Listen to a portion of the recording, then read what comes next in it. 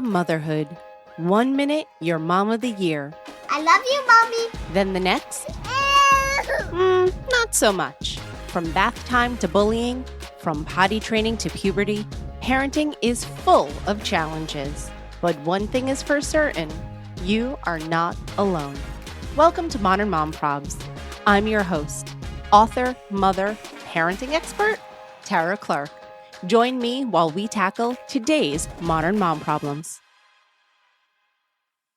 Welcome back to another episode of Modern Mom Probs. I am your host, Tara Clark. Today's topic is how we're accidentally raising people pleasers. This is a really important topic that resonates with me so much. So that's why I'm really excited to have Maggie Nick with us today. Maggie Nick is a therapist, expert in parenting and low self-worth, and founder of Parenting with Perspectacles, a framework to support parents in the thick of parenting while healing their own inner child. She helps parents of toddlers to teens find their way through the hardest, most impossible moments of parenting by providing them with the tools to help both their child and their inner child feel both seen and loved. Maggie teaches parents how to get Perspectacles on and see through their child's triggering behavior, allowing them to connect on a deep and profound level. Maggie, welcome to the show. Hey, I'm so happy to be here. Thank you for having me. You're welcome. I'm excited for you to be here. And like I said, this one really resonates with me. So I'm excited to really explore and talk through all of this. So you're a therapist, you help families. Tell us a little bit about yourself and how you got to where you are today. Yeah. So I've known for many years that I wanted to be a therapist. And I did some work before grad school working with kids and trauma, whether grief and then also kids who'd been through trauma, going through the court system. And so I knew that I wanted to do the clinician work. I never expected the parenting stuff. That just came out of left field. I have a lot of childhood trauma and I've done 15 years now of trauma therapy. And at some point when I'm so terrified of having kids. And so at some point I was like, God, I gotta figure this out, So I got into therapy 2 to 3 times a week in the early days and was just trying to do everything I could to not mess up my kids, really. When I was in graduate school to get my master's to be a therapist, I had access to all the literature and I focused all of my work on just is it possible to raise kids who actually feel good enough? Is it possible to raise kids who aren't 29 like I was in therapy, being how do you feel? Is it teach me how to feel my feelings. Right. Is it possible to do that? How does one do that? And there wasn't a clear path, but I did find a lot of literature on low self-worth and shame resilience and emotional regulation. And so I became an accidental expert on all of these things, but still just for me as a mom to try to not mess up my kids. And when I came out and opened my practice, I really thought I would focus on trauma and grief because that's what all my stuff had been before grad school. But I ended up just doing parenting work and low self-worth work. And for my kid clients, I would coach the parents on parenting because I can do a lot of work with them, a lot of really wonderful work. But if the parents are not shifting to work with me, we're going to just stay in a lot of these same cycles of perfectionism and people pleasing and low self-worth and self-hatred and numbing and self-harm. I have to have the parents adapting with me. And it's not our fault. We come out and when we become a parent, we parent how we were parented until there's some sort of intervention to help us realize, oh, wait, this was good. Let's take this. This was not good. Let's leave that behind. And so we have to learn, myself included, how to shift, right? If most of us, and I feel confident saying most of us as kids, were told that we needed to be good kids, right? And some of us were good kids. I was. And some of us could not be good kids and have carried this, what is wrong with me our whole lives because I couldn't be the good kid my parent thought I should be. Yeah. And so we've really got to re-examine this. And if I, as a recovering perfectionist, people pleaser, control freak, somebody with a very messed up relationship with food, if I don't change, then my kids are going to go through those same cycles. I have to stand up and face the messed up parts of my own parenting and face the abandonment stuff and face the, I feel like I don't deserve love stuff. And there's something wrong with me stuff. That's it's hard, but it's profound. And we heal alongside our kids. Right. Yeah. And so we have to, if I let my kid feel their feelings, that's great. But we're still limited until I learn how to feel my feelings in front of them. right? Like I need to show them and model for them. This is what it looks like when you mess up. This is how you repair it. This is what it looks like when you are overwhelmed and frustrated. This is how you listen to your body. This is what you do next. This is how you get out those feelings without hurting someone, And so I came out and I started an Instagram account, really just never imagining what it would become. But at this point, I have parents in 60 countries around the world who are learning my framework. Wow, that's incredible. You should be so proud of yourself, Maggie. That's incredible. So you also have a pair of signature glasses. Can we talk about that for a second? Yes, we can. So Glennon Doyle, thank you, Glennon Doyle. She had a viral post about Perspectacles. And I think I read it in grad school. And it was one of those moments in your life where I think I stopped the car to read it. It was just kind of like a whoa. And so I was using the Perspectacles for myself just to I think in her article, she was talking about like seeing things differently and let's get our Perspectacles on and let's see it differently. And so I used it for myself. Did this person really mean to hurt me? Is there really something wrong with me? Just kind of in the early days of my work to heal. And then when I opened my practice, I did it with my clients and we'd have just pretend Perspectacles, like imaginary. Let's put our Perspectacles on and we'd all put them on. And it was so life-changing. And then when my daughter was 3, she had a birthday party and I got these party glasses from Target. For the party. And they were so cute. And they had a turquoise pair, which is my favorite color. And it just kind of all came together. So I wear these silly glasses and I get so many do those have frames in them? What's happening? They don't. They're just party glasses from Target. But they're a good visual, right? To help us remember to put our Perspectacles on and see past the triggering stuff and see past the obnoxious stuff, right? For ourselves and our kids. Yeah. Right? There's surface level stuff happening, but there's the stuff underneath and there's a reason we're yelling and there's a reason our kid is yelling at us. And we've got to see past the surface and go underneath and be like, what's happening here? Why is this happening? How can I work through this? Yeah, absolutely. Perspectacles. I love that. And you know what? You have such a signature look that anytime I see a video of yours or a piece of content, I know it's you. I'm like, there's Maggie Nick, because you have signature glasses, signature lipstick. And I know your content's always going to be right on point. Thank you. You're welcome. So as a people pleaser, recovering people pleaser, I don't know, in recovery for people pleasing, I guess, how do we get there? How do we end up there? How did this happen? How did I become a people pleaser? Yep.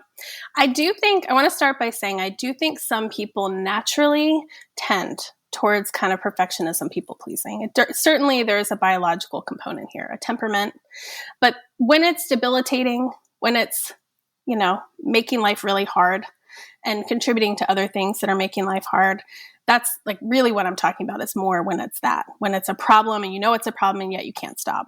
Right.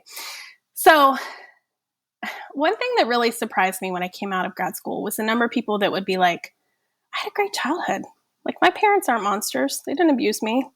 And yet, why do I hate myself? Help make it make sense for me. Right? That's a valid question. Right? Because there are people like me who had trauma. And I was still blind to my parental trauma, the emotional, relational trauma within my relationship with my mom mostly. But I had other trauma, SVU kind of trauma. So I really thought my stuff was about that. And then when I was in therapy and did the trauma therapy to work through that gnarly trauma, nothing shifted on this front. That trauma shifted, but my perfectionism, all this stuff just unaffected essentially. And I remember asking my therapist, then what is it? Yeah. And what is it? What is it? How did I get here? It's parenting. So we have, and our parents like us, love us so much, and they just are trying to help us. They're trying to help us have the future they didn't have. They're trying to help us have the wonderful parts of their childhood that they did have, right? We're all doing this, and we're all doing the freaking best that we can.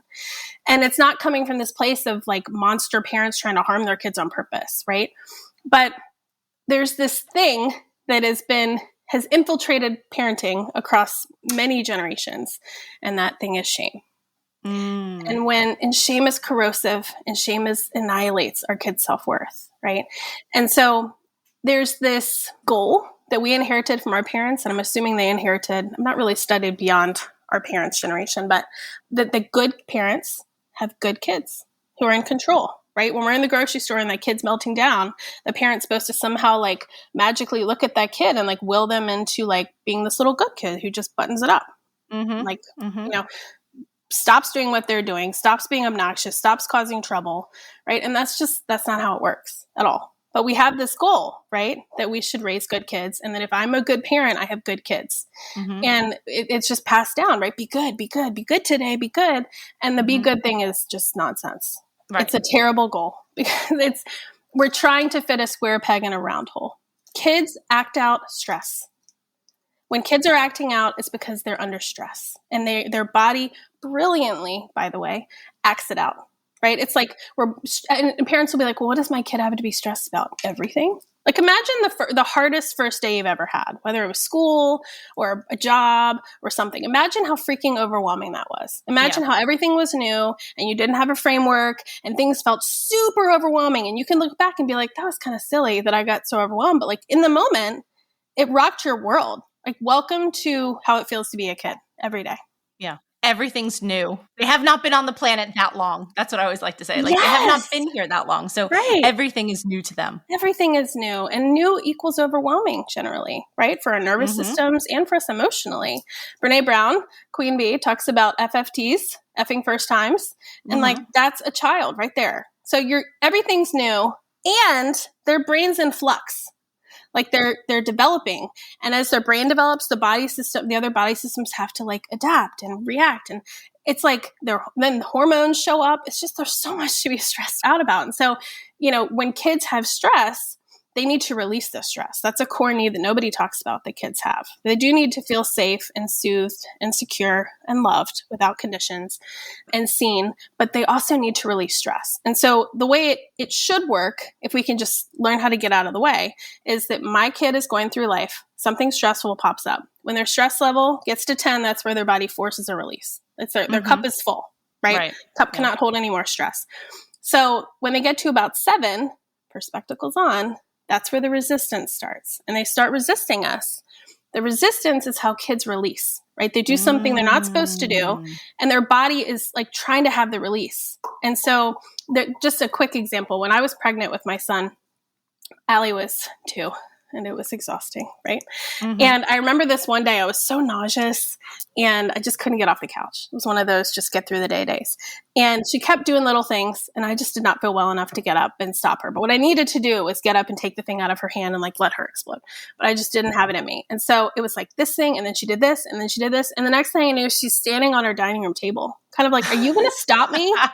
Like, what do I have to do to get you to come over and stop me? Like, come on. Like literally holding her hands out, like, do you see me? And when I came over to get her, sure enough, she went into orbit, but she resisted I wanted to be on the table. And like, the thing is not the thing, right? It's not about the getting on the table, but they're going to find something to resist. And if we kind of hold the boundary and say, you wanted to be on the table, I'm not going to let you on the table, then she regulated all the way down and her calm self came back to me. And that's how it's supposed to work.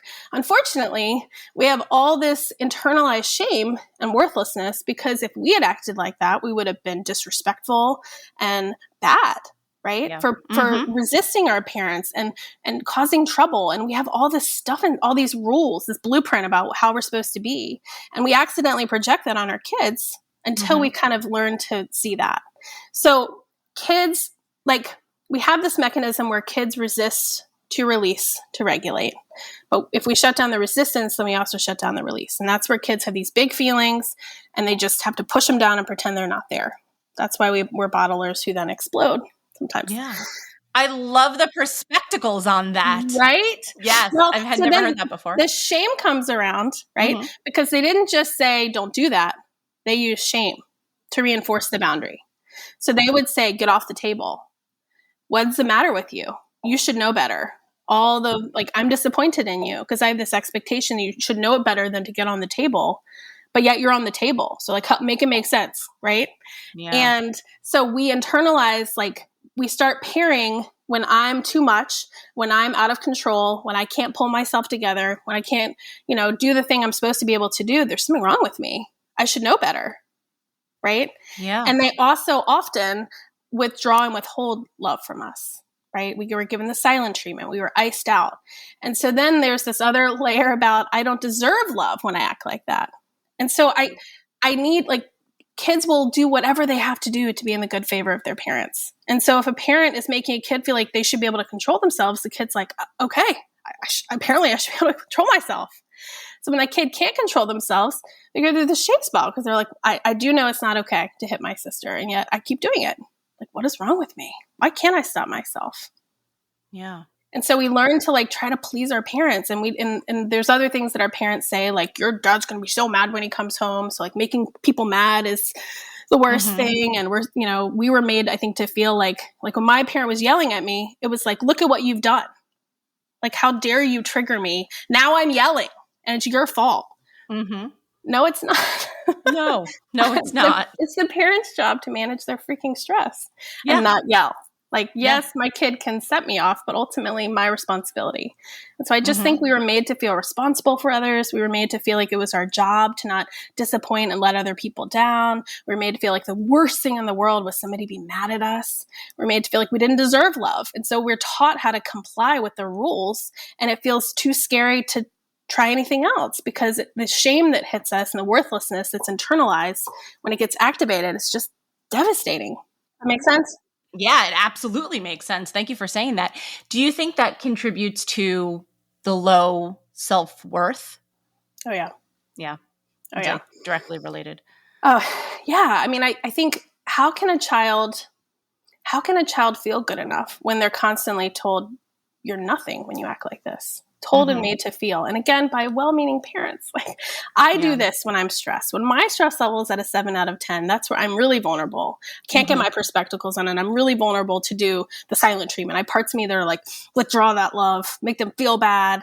When my stress level, I'm with everybody on this. Like, it's so hard, especially when we're stressed. But I think I had this insight one day. I was sitting in my office writing one of my online courses, and all of a sudden it just hit me, and I had to lay down afterwards.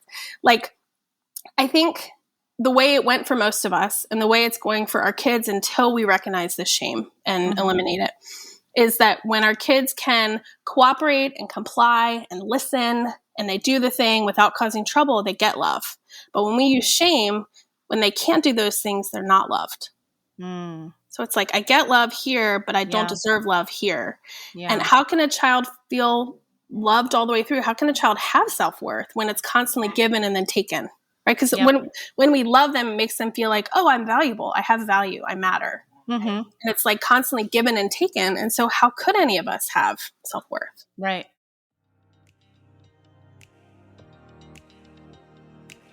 This episode of Modern Mom Probs is sponsored by Sambucol. Fall is right around the corner, and you know what that means. Cooler weather, layers, and of course, the kids are heading back to school. Did you check off all the items on that never-ending back-to-school list? New clothes, notebooks, pencils, brand new backpack. The kids want it all. But have you thought about how to help keep them healthy when they're heading back to school? That's where Sambucol comes in. My son and I recently started taking Sambucol every day to help support our immune systems so we could keep doing what we need to do.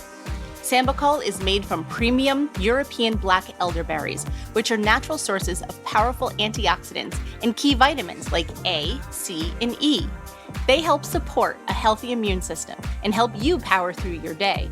What's so great about Sambucol is they have tons of different ways to help your daily helping of black elderberry, like syrups, gummies, chewable tablets, drink powders, capsules, and more. They even have products made just for kids. My husband, my son, and I all take Sambucol. We love the gummies. We eat them right after dinner, but before we start the nighttime routine, it's sort of just like a nice little treat and a nice way to end the day. So make a healthy immune system part of your back-to-school strategy this year with Sambucol. My listeners get 15% off their next order of $9.99 or more at sambucolusa.com by using my promo code MOMPROBS15 at checkout.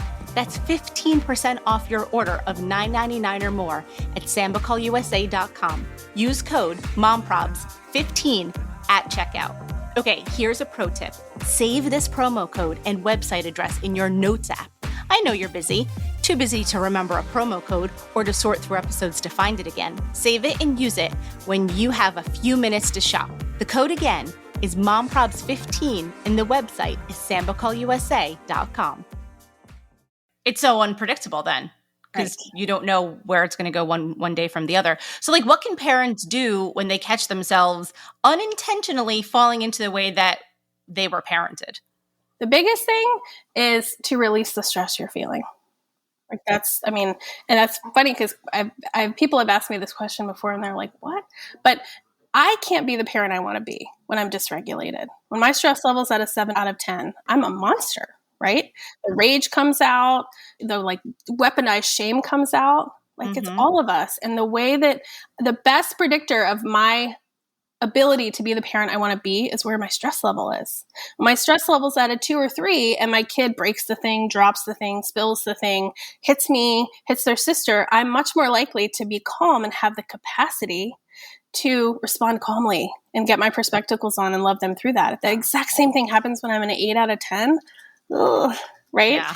And I've learned over time, instead of slamming into 10, to kind of be like, whoa, I'm about like literally putting my hand over my mouth sometimes. Yep. Being like, I need to go release this stress. Like I'm about to lose it.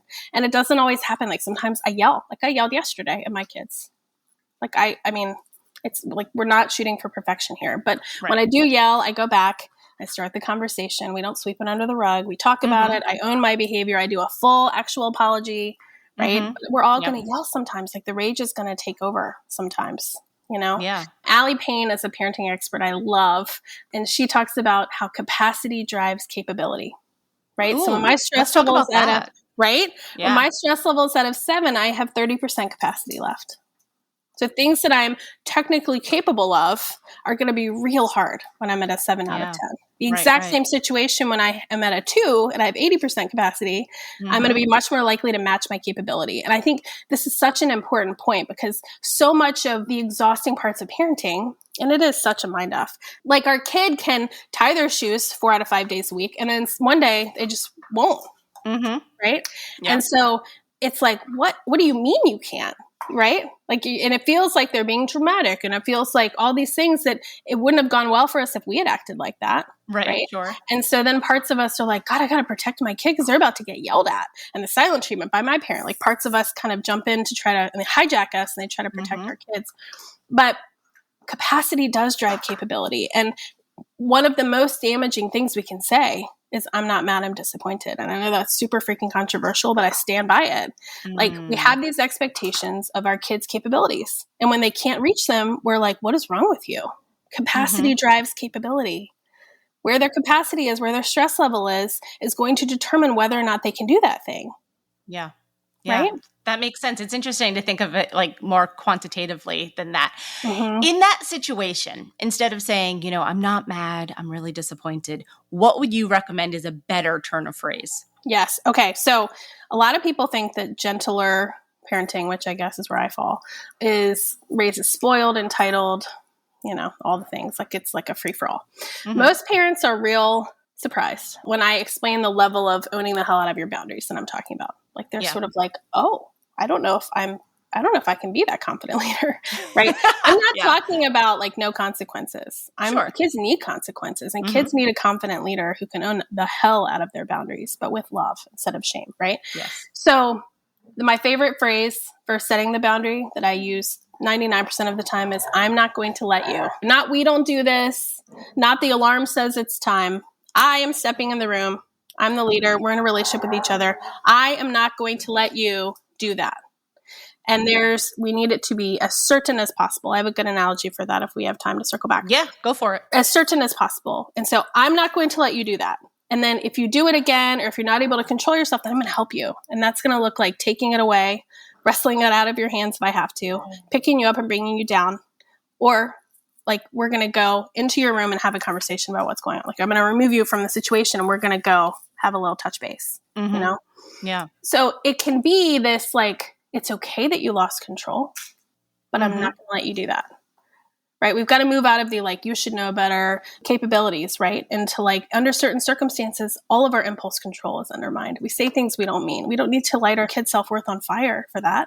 Yeah. Like, we can let there be space for, like, it's okay. You were overwhelmed with your big feelings. You lashed out. I'm not going to let you do that.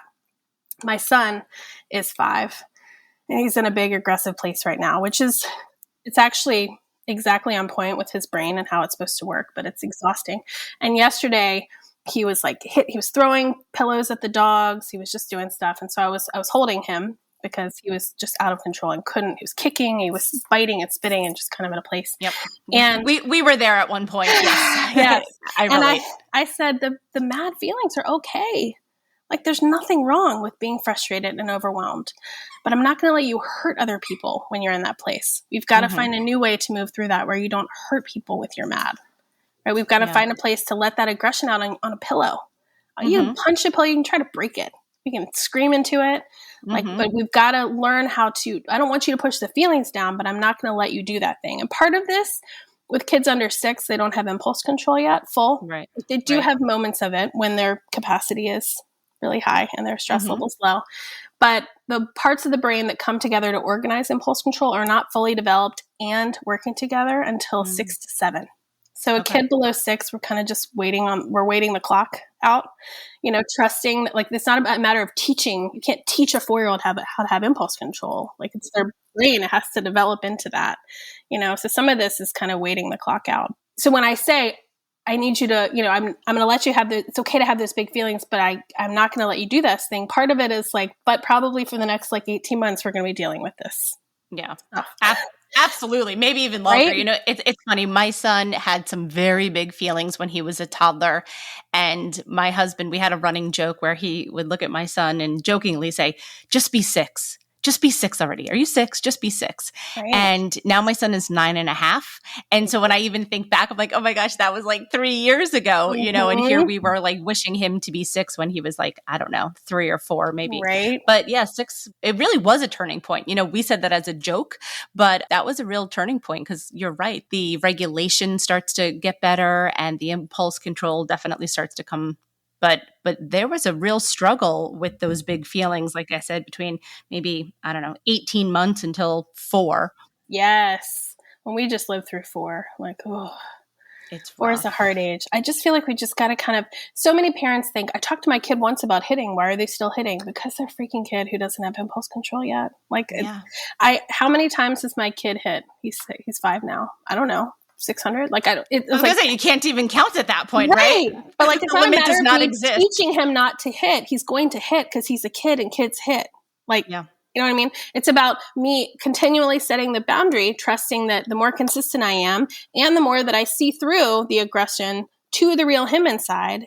And when he feels seen and feels like, oh, you get it. I'm in here wishing I could stop, knowing that I'm not okay to hit, but I've lost control. I'm flailing. Help me. Right? When kids feel that oh, that that's not the real me at the surface. I'm in here and I don't know why I need to push back right now. I don't know why I'm hitting. I don't know why I'm screaming that at you. I don't know why. Help me. That's so beautifully said, Maggie. It really does. Because I've just never thought of that. They're acknowledging that this isn't the real me. Me at 10 is not the real me. Me at 2 may be the real me. So please love me at 10. Don't ignore me at 10 when I need you the most. Right. Well, and I often say the most triggering parts of parenting really change when we recognize that kids are asking us, can you love me even like this? Can you love me even when I'm out of control? Can you love me even when I'm biting my sister? Can you love me even when I can't pull it together and I failed? And the messiest parts of my life are spilling out onto the sidewalk and I can't do anything about it. The answer needs to be, I'm not going to let you do that. And yes, I do love you even right now. And part of that is learning how to do that. We weren't loved that way. We don't love other people that way. And we certainly don't love ourselves that way. Yeah. Right? We love ourselves with conditions, right? There's this list where I'm good enough and I'm loved and this list where I'm not. Right. For me, it was, procrastinating, all the things that drove my perfectionism. Right. It was me trying to believe that I was good enough and trying to stay on the good list where I was good enough and I got love. And I had to avoid this list at all costs. Mm-hmm. How can we be proactive about it as parents? Yes. So a huge part of this, we've got to look at our own stuff. We've got to figure out and trust that we're yelling for a reason and we're losing it on our kids every time they're clingy or obnoxious or melting down for a reason. Right. I don't think it's helpful to keep shaming ourselves and thinking that we should be able to do something that clearly we're having a hard time doing. Maybe we can trust that there's a reason I shut down. The clingy behavior is an interesting one and an honestly really important one here for especially people pleasers. Nothing sent me to 10. and to the rage, like my daughter's clinginess. And it was so surprising. I really thought parenting was going to be this like beautiful moment where I gave my kid the thing she needs, the thing that I needed. And I thought it would just be this just beautiful heart explosion-y moment over and over again. And it is. But it's also putting me face to face with like, oh, when I needed my mom, I was shut down and made to feel like, what is wrong with you? Get away from me. Right.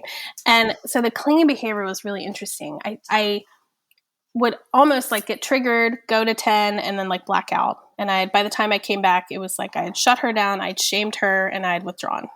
Yeah. And it like needy kids are triggering for many of us. Many of us have a really hard time with needy behavior, and we do shut it down. And I think understanding, I did feel like a monster. And part of like my work is because I've just been trying to make sure that I'm not a monster over and over again. And on this one, my daughter was doing something that wouldn't have been safe for me to do.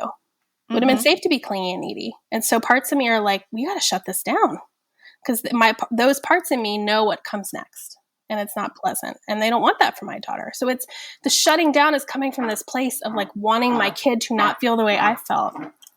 Maggie, what's your key takeaway for my listeners? Good question. There's two, and they go together. This is work. Like it's that nothing changes if nothing changes, right? Yeah. In order to give your kids that experience that you want for them, you've got to do the work. And I know it's scary and I know it's hard, but you can do this. Like you can. I sit with people every day in coaching and in counseling who are doing this work, and it's hard, but it's so important. And to believe that you can. The more that you heal yourself, the more you will heal your kid. Truly, like we're kind of blinded from the pain that we haven't seen within us. So like the ways in which we shut our kid down, we're going to feel righteous in that. I feel like that's the right idea until we face, oh, this is how I felt when my parents shut me down. We're going to give them the silent treatment until we sit with like, oh boy, that felt terrible. And then it's like suddenly the mask comes off and we can see our kid and the pain they're in, and move out of this kind of righteous anger place to like, oh God, I need to change this. I need to stop this. And so you can do this. It is hard, but you can do this. I love that. Thank you. Maggie Nick, tell everyone where we could find you online. Yes, I'm on TikTok, Instagram, and Facebook at Parenting with Perspectacles. I love it. I love it. Thank you so much. I wish that I had a pair of like actual Perspectacles. I think I might have to go to Target and buy some party glasses myself. Do it. Thank you, Tara. Thank you so much for joining us today. Thank you.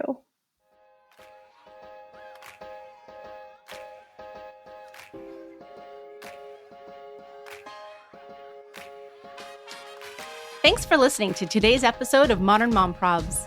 I hope you enjoyed our deep dive in today's problem with me, your host, Tara Clark. Join me next time when I'll be interviewing another great guest and tackling another modern mom problem. If you enjoyed today's episode, please leave us a review and a rating. As always, you could head over to Modern Mom Probs on Instagram and give me a follow, or check out my book, Modern Mom Probs, A Survival Guide for 21st Century Mothers, available online wherever books are sold. Well, that's it for today. See you next time, folks.